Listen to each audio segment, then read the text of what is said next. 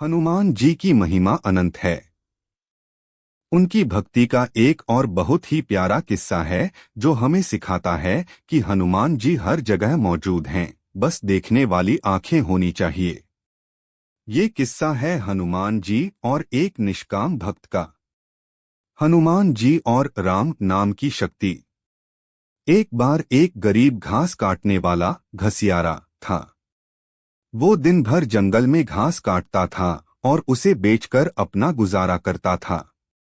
उसका एक ही नियम था, हर सांस के साथ राम राम जपना। वो हनुमान जी का परम भक्त था। एक दिन एक विद्वान पंडित जी वहां से गुजरे। उन्होंने देखा कि वो घसियारा गलत मंत्र जाप कर रहा है। पंडित जी ने उसे रोका और कहा, तुम गलत बोल रहे हो, ऐसी भक्ति नहीं होती। घसियारा डर गया और रोने लगा।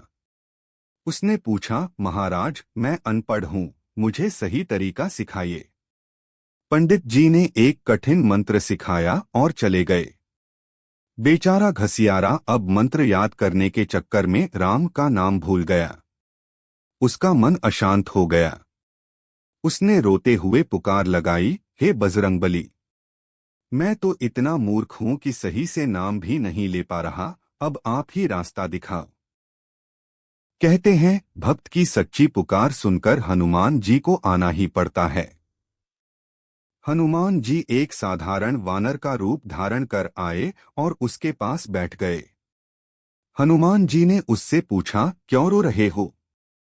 घसियारा बोला, पंडित जी ने कहा है मेरी भक्ति गलत है। हनुमान जी ने मुस्कुराकर उसकी घास की गठरी बंडल उठाई और कहा, तुम्हारे शब्द गलत हो सकते हैं, पर तुम्हारी धड़कन तो राम ही बोल रही है। तभी वहां वही पंडित जी वापस आए और उन्होंने देखा कि एक आदमी उस गरीब की मदद कर रहा है। जैसे ही उन्हें ध्यान से देखा, उन्हें वानर के शरीर से राम राम की गूंज सुनाई देने लगी। पंडित जी समझ गए कि ये कोई साधारण वानर नहीं, स्वयं हनुमान जी हैं। भगवान को दिखावा पसंद नहीं है।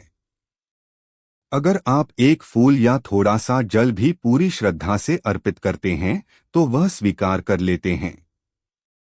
इसलिए भक्ति में भाव ही सबसे बड़ी शक्ति है। एक प्रसिद्ध दोहा भी है, पत्रं पुष्पं फलं तोयं यो मे भक्त्या प्रयच्छति।